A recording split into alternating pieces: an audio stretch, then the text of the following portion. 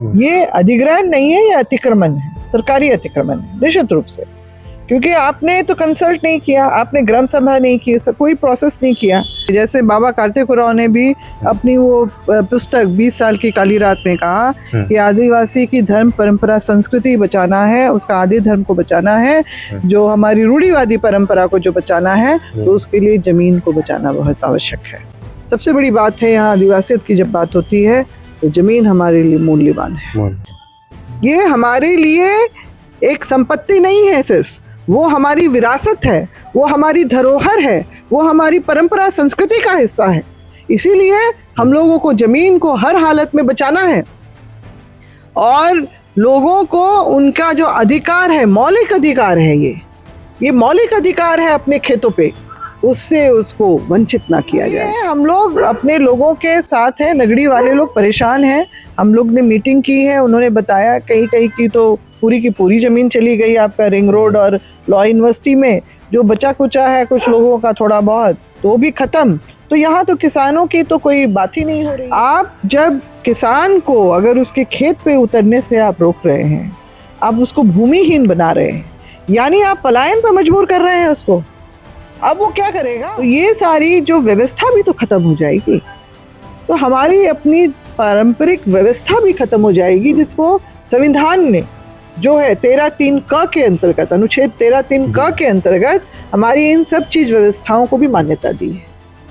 तो जो आदिवासियत का जो आधार है, अगर आप उसको नष्ट करते चले जाएंगे विकास के नाम पे, तो आदिवासियत कहाँ बचेगी 5वीं अनुसूची के राज्य में?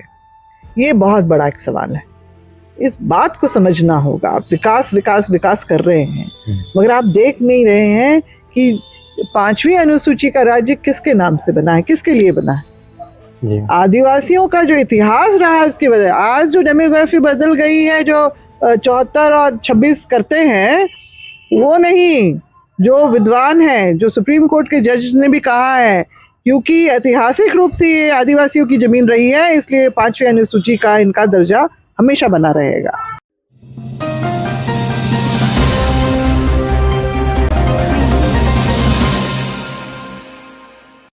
जोहार, आप देख रहे हैं ट्राइबल न्यूज भारत। हमारे साथ खास बातचीत करने के लिए हैं पूर्व शिक्षा मंत्री गीता सिरोना और वर्तमान में कांग्रेस के सदस्य भी हैं। वर्तमान में नगड़ी को लेकर लगातार नगड़ी जमीन को बचाने को लेकर तमाम जितने भी आदिवासी समाज के लोग संघर्ष कर रहे हैं, और खासतौर पे जो समर्थन कर रहे हैं, राजनीतिकरण करने का आरोप भी लगाया जा रहा है। इसी बीच आप लोग जिस तरीके से उसको बचाने के लिए लगातार संघर्षरत हैं, और वर्तमान में 24 अगस्त को हल जोतने की भी पूरी तैयारी चल रही है, कहीं ना कहीं एक हुजूम उमड़ने वाला है जमीन को बचाने को लेकर। क्या उसके बीच क्या कुछ आंदोलन होगा उस दिन? क्या सबसे पहले तो मैं आपके ट्राइबल न्यूज़ भारत के ओर से मैं आपके दर्शनगणों को जोहार में समर्पित करती हूँ।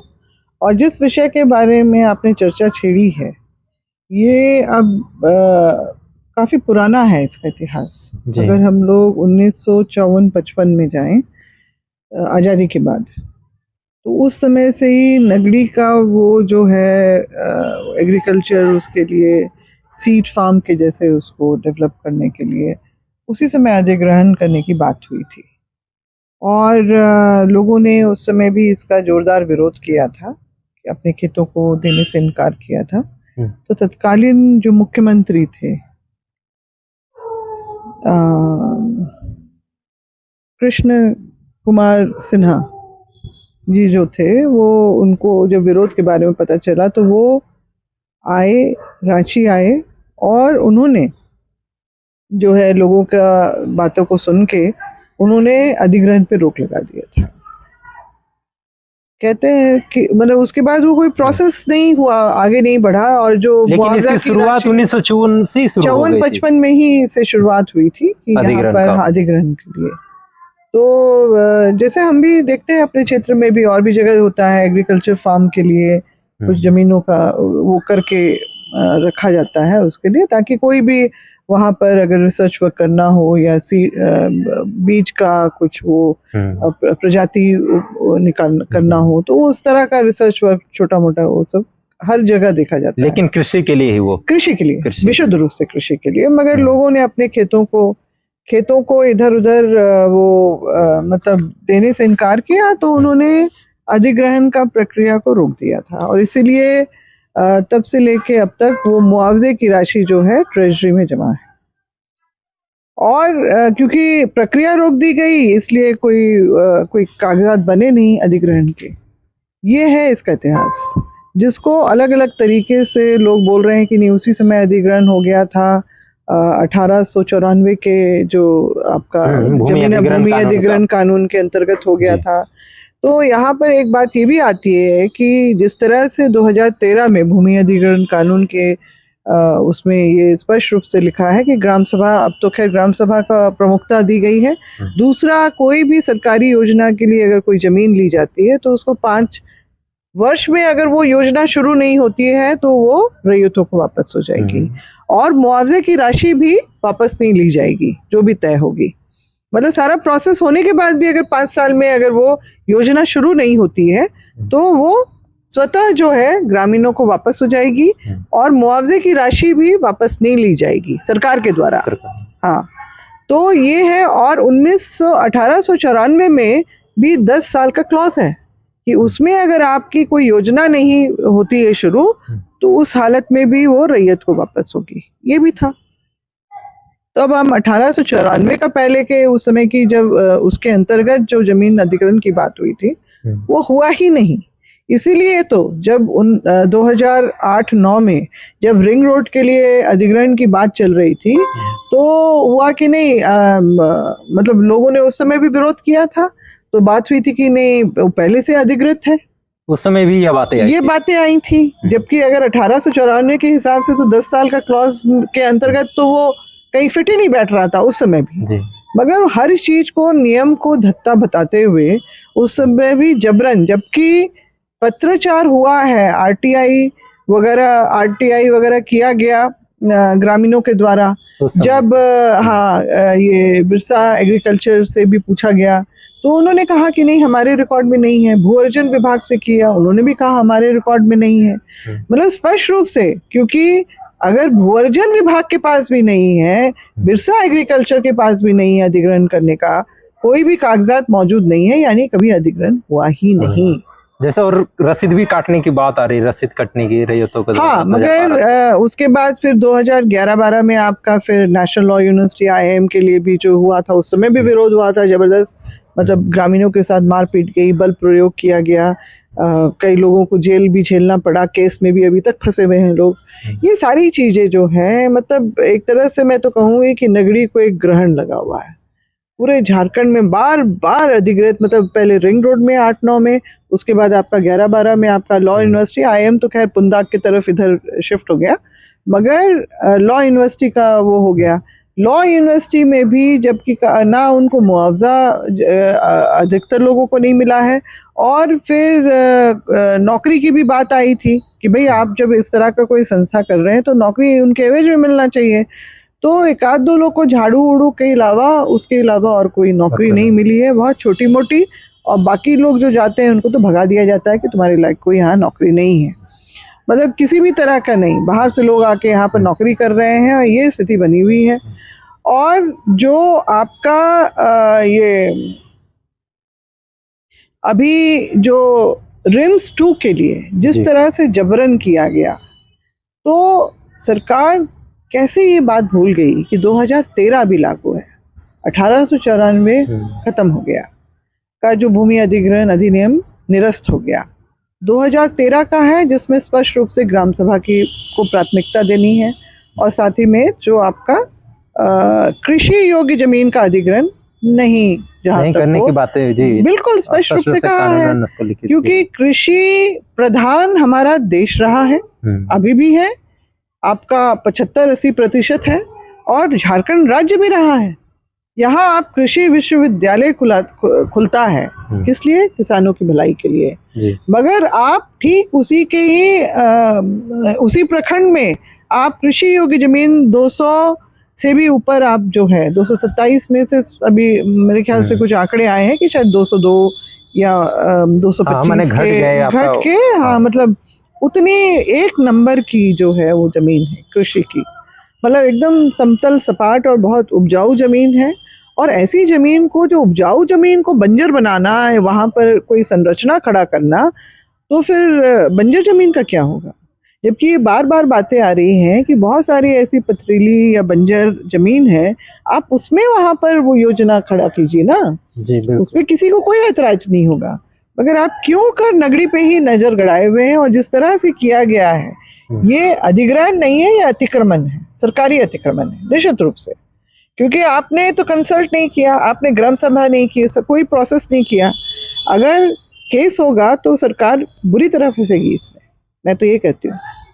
क्योंकि भूमि अधिग्रहण अधिनियम जो भी कानून लागू हो जाता है देश भर में, तो आपको उसका पालन करना चाहिए। बिल्कुल। और अभी जितने भी सड़कें बन रही है, अभी भूमि अधिग्रहण 2013 का ही इम्प्लीमेंट देखा जा रहा है उसमें। बिल्कुल बिल्कुल। मगर अभी और भी कुछ बातें आई हैं। अभी संजय सेठ जी जो गृह मंत्री हैं, राज्य उसमें केंद्रीय गृह मंत्री हैं, उन्होंने भी कहा कि आउटर रिंग रोड, अरे भाई जो रिंग रोड पहले से बना हुआ है उसमें बहुत सारी जमीन अधिग्रहित हो चुकी है लोगों की, और उसी को आप साथ संभाल कीजिए ना, उसी का मेंटेनेंस कीजिए। हमें और नहीं चाहिए, क्योंकि उसी के बहाने और आदिवासियों की ही जमीन जाएगी। और फिर क्या हाल होता है वो तो हम लोग देख ही रहे हैं। नेशनल हाईवे जो बना है उसमें भी लोगों को तमाम तरह की जो परेशानियां झेलनी पड़ रही है। तो इसीलिए हम लोग अपने लोगों के साथ हैं, नगरी वाले लोग परेशान हैं। हम लोग ने मीटिंग की है, उन्होंने बताया कहीं कहीं की तो पूरी की पूरी जमीन चली गई आपका रिंग रोड और लॉ यूनिवर्सिटी में, जो बचा कुचा है कुछ लोगों का थोड़ा बहुत, तो वो भी खत्म। तो यहाँ तो किसानों की तो कोई बात ही नहीं हो रही है। तो इसमें सरकार के पास भी कोई आंकड़े नहीं है, कितने लोगों की जमीनें जा रही है, कितने लोग इस जमीन जाने के बहुमीन हो जाएंगे, ऐसा कोई आंकड़ा सरकार के पास भी नहीं है, जैसा आपने कहा रिकॉर्ड नहीं है। रिकॉर्ड इसलिए भी नहीं होगा क्योंकि रसीद भी इन्होंने कटवाना, जैसे गांव वालों ने बताया कि 11-12 से बंद कर दिया है। इनफैक्ट जो जिस बस्ती में रह रहे हैं, गांव जो है उनका, उसका भी रसीद नहीं कट रही है। तो एक तरह से इनका मतलब एक पहले से ही एक इस तरह का है उजाड़ने का।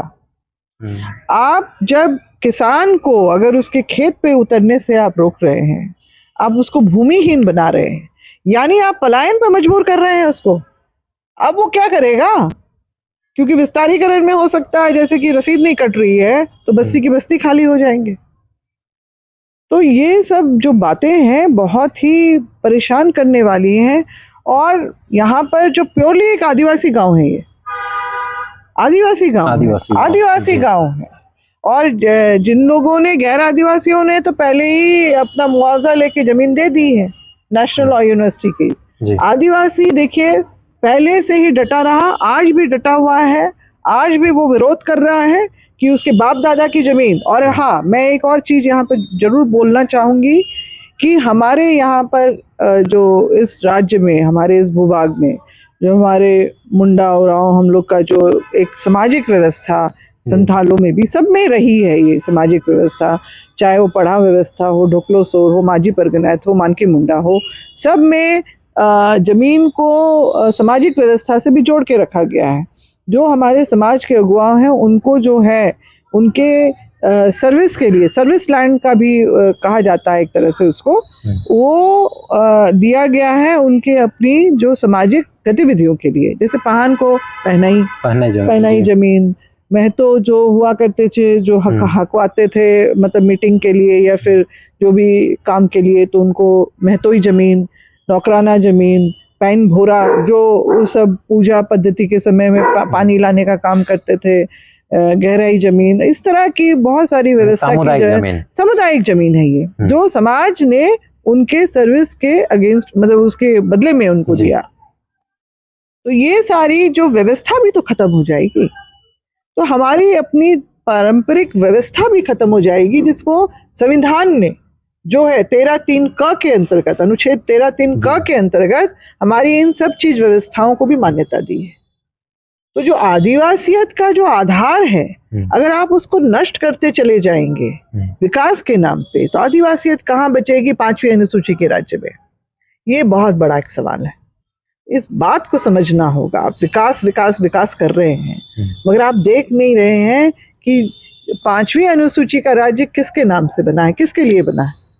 जी आदिवासियों का जो इतिहास रहा है उसकी वजह, आज जो डेमोग्राफी बदल गई है, जो 74 और 26 करते हैं वो नहीं, जो विद्वान है, जो सुप्रीम कोर्ट के जज ने भी कहा है, क्योंकि ऐतिहासिक रूप से ये आदिवासियों की जमीन रही है, इसलिए 5वीं अनुसूची का इनका दर्जा हमेशा बना रहेगा। ऐतिहासिकता को देखना है। अतिक्रमण बाहर से लोग आए, उन्होंने अपना डेमोग्राफिक चेंज किया, वो आधार नहीं बनता है डीशेड्यूल करने के लिए। तो ये सारी चीज़ें हैं जिसको समझने की ज़रूरत है, और इसमें हम लोग लगातार लगे हुए हैं। मीटिंग हो रही है, हम लोग जो है एक आंदोलन अब हम लोग का जोतने का और रोपने का भी जो होगा, अभी 24 अभी अगस्त को जो हम लोग सभी उतरेंगे गांव वालों के साथ में। मेरा आग्रह है, सभी से निवेदन है कि आप लोग भी इसमें आइए, हिस्सा बनिए, क्योंकि आज अगर आप नगरी नहीं बचा पाए तो जैसे चामा में 700 एकड़ जमीन जो एक तरह से निगल ली गई है, उसी तरह से और भी लोगों के जो है जमीनों का इसी तरह से हड़पने का काम होगा। तो क्या कहेंगे मैम, इस तरीके से बचा खुचा जमीन भी अब इसी तरह, ये अगर जमीन नहीं बचेगा तो आदिवासियों का अस्तित्व यहाँ पे नग्न हो जाएगा? नग्न हो जाएगा निश्चित रूप से। जैसे बाबा कार्तिक उरांव ने भी अपनी वो पुस्तक 20 साल की काली रात में कहा कि आदिवासी की धर्म परंपरा संस्कृति बचाना है, उसका आदि धर्म को बचाना है, जो हमारी रूढ़िवादी परंपरा को जो बचाना है, तो उसके लिए जमीन को बचाना बहुत आवश्यक है। यानी तो, जमीन एक प्रकार का, एक कहा जाए तो आदिवासी परंपरा में मंदिर है, मस्जिद है, वही सब कुछ नहीं। धार्मिक देखिए, हमारे पूर्वजों ने बहुत बड़ी बड़ी क्रांतियां की, हमारे जल जंगल जमीन, हमारी सामाजिक व्यवस्थाओं को बचाने के लिए। उसने कभी समझौता नहीं किया। अंग्रेज भी ये समझ गए, इसीलिए उसके लिए अनुसूचित क्षेत्रों का जो कुछ चिन्हित 1918 के पहले कर दिया था, और गवर्नमेंट ऑफ इंडिया एक्ट में जो है वो अनुसूचित क्षेत्रों की घोषणा भी कर दी गई थी। उसके बाद 1935 में भी गवर्नमेंट ऑफ इंडिया एक्ट में ये कहा गया था कि इन अनुसूचित क्षेत्रों में आदिवासियों का स्वशासन रहेगा, मतलब वो अपने हिसाब से अपनी व्यवस्था के अपनी व्यवस्था के अनुसार चलेंगे, वो संचालित होगा इनका सारा कुछ, और इसमें देश में चलने वाला कोई भी कानून लागू नहीं होगा। मगर विडंबना ये रही है कि इसी बीच में हम लोग बहुत सारी, चाहे वो ग्रामीण क्षेत्र हो या शहर में, बहुत सारी बड़े बड़े जमीनों की घपलाबाजी हुई है। तो आज जब हम लोग ये सब कुछ देख रहे हैं तो हम लोगों को उसको रोकना जरूरी है। अपनी विरासत जो हमारे अपने पूर्वजों ने जो अपनी जान की बाजी लगा के, अपना खून पसीना बहा के जो हमारे लिए वो धरोहर जो सौंप के गए हैं हमको, वो हमारी नैतिक जिम्मेदारी बनती है, वो हमारा धर्म बनता है। सबसे बड़ा धर्म है कि हम अपनी आदिवासियत को कैसे बचाएंगे, जमीन बचाने के साथ। और जमीन बचेगी तभी आदिवासियत बचेगा, इस चीज को सबको समझना होगा, चाहे वो आदिवासी हो या गैर आदिवासी हो। और इसलिए हम मुख्यमंत्री जी से भी इस बात को हम आग्रह करेंगे, बार बार हम बोलेंगे इसका, कि इस तरह से जो हमारी जो विरासत को ना इस तरह से विकास की बलि चढ़ाई जाए, और जो है बल्कि वो आगे बढ़े, साथ दें हमारे किसानों का, और रिम्स 2 को कहीं और ले जाएं, हमको उससे कोई आपत्ति नहीं है, मगर नगरी की उपजाऊ जमीन को जो है वहाँ के ग्रामीणों के पास ही रहने दें। ये बहुत बड़ा पाप होगा, बहुत बड़ा अन्याय है किसानों को अपनी खेतों में जाने से रोकना। देखिए, पूरा सीजन ये निकल गया जी, अभी पूरे झारखंड में रोपा रोपी गई है, लेकिन उसी क्षेत्र में वो लोग अभी तक नहीं कर पाए हैं। इससे बड़ी मतलब दुखद बात क्या हो सकती है। और ये हम लोग अपना विरासत जो है, हमारे जितने भी अगुआ रहे हैं, सब ने आदिवासियत की बात की है तो जमीन की बात भी की है। और मेरे पिताजी ने भी, बाबा कार्तिक उरांव ने भी 1960 के दशक में जब पूरे देश में भूदान आंदोलन विनोबा भावे जी की अगुवाई में हो रहा था, तो उन्होंने जनसभाओं में सबसे पहले तो उसका विरोध किया, और उसके बाद तत्कालीन प्रधानमंत्री जो इंदिरा गांधी जी के पास भी जाके यही कहा कि आदिवासी की जमीन छिन जाएगी तो उसकी आदिवासियत खत्म होने में समय नहीं लगेगा। तो उन्होंने भी तुरंत इस बात को समझते हुए, संज्ञान में लेते हुए आदिवासी भूदान रुकवाया। और इसीलिए हम लोग देखते हैं कि आज जो 71A CNT में जो जुड़ा हुआ है ना धारा, उसके बाद ही हुआ भू वापसी का जो आपका 71A बिहार विधानसभा और विधानमंडल में पास होने के बाद ये CNT एक्ट में जुड़ा है। तो ये है, देखिए, ये है जमीन की अहमियत। ये हमारे लिए एक संपत्ति नहीं है सिर्फ, वो हमारी विरासत है, वो हमारी धरोहर है, वो हमारी परंपरा संस्कृति का हिस्सा है। इसीलिए हम लोगों को जमीन को हर हालत में बचाना है और लोगों को उनका जो अधिकार है, मौलिक अधिकार है, ये मौलिक अधिकार है अपने खेतों पे, उससे उसको वंचित ना किया जाए। अभी भी बहुत लोग ऐसे हैं जो बहुत दुखी हैं कि उनकी सारी जमीन चली गई, खेत चले गए, और बाकी जो बचा है वो भी देख के सब तड़प रहे हैं। ये मतलब जो एक किसान होगा, किसान का बेटा होगा, वो इस बात को जरूर समझना चाहिए। ये और कभी ना कभी सभी किसान थे, वो तो वक्त बदलते वक्त के साथ हुआ जो सबका परिवेश बदला, मगर हम लोगों को ये नहीं भूलना चाहिए। सबसे बड़ी बात है यहाँ आदिवासियत की जब बात होती है तो जमीन हमारे लिए मूल्यवान है, चलिए इसका कोई मूल्य नहीं हो सकता। खासतौर पे अभी हमारी वार्ता हो रही थी पूर्व सचिव चमते गीतासुरा, उन्होंने कहा कि जमीन है तो आदिवासी है, इसलिए जमीन को बचाना बहुत जरूरी है। इतिहास भी रहा है जमीन बचाने का, लगातार जमीन से जुड़े कई कस्टमरी लॉ भी आदिवासियों को प्रदत्त है और उससे ही वे संचालित होते हैं, जमीन ही उनका धार्मिक रूप से जुड़े होते हैं, इसलिए जमीन को बचाना जरूरी है। फिलहाल 24 अगस्त को पूरे खासतौर पर झारखंड राज्य के 24 जिलों से आदिवासी समुदाय पहुंचेंगे।